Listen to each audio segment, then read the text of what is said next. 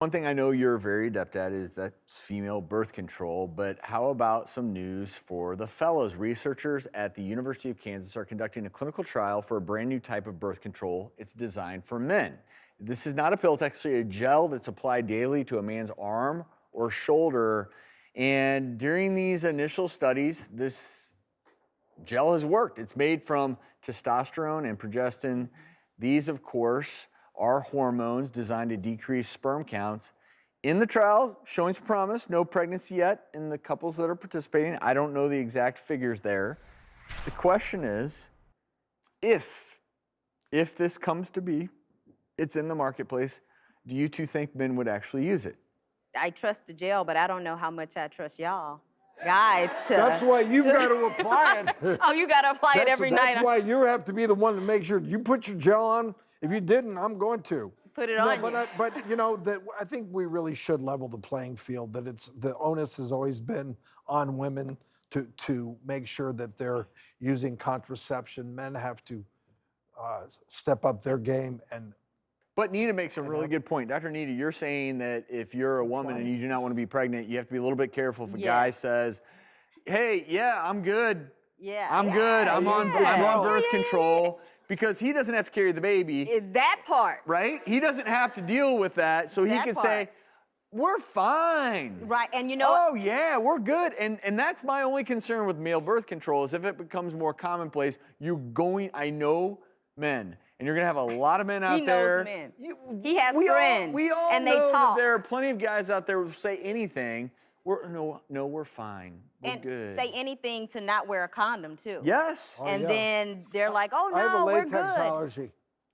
Polyurethane is great, okay. honey. That's okay. So I think where this may have more application is, let's just say that you're married, and for whatever reason, maybe female birth control is not an option or doesn't work well. Or you trust your partner and you trust your partner and you want him to participate in this whole birth control deal.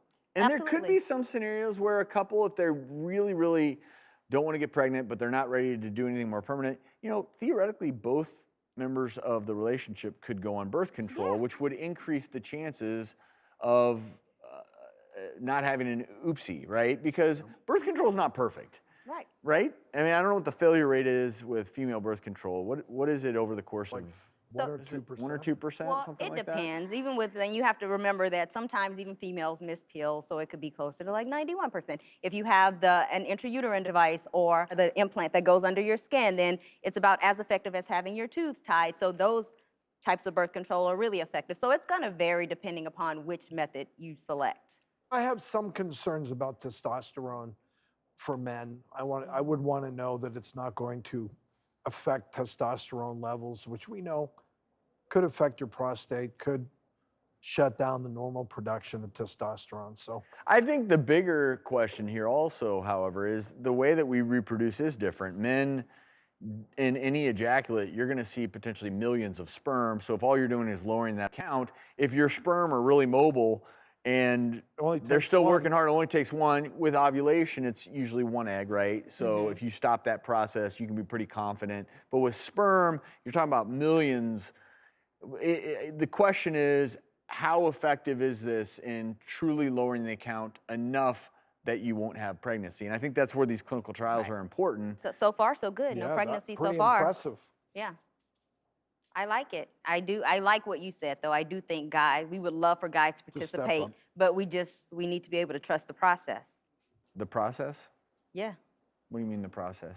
The process of using the birth control. Well, yeah, to make sure that they're being compliant. Yeah. Is there? I have a sense up here that not everyone's completely on board with the trusting part. Okay. Audience? Ladies, how many? Anybody? No? All right, then. Yes? You would? You must have a good guy at home. I do think it's pretty funny that only one member of our studio audience said that they would trust the man to actually take the birth control. I mean, I think, yeah.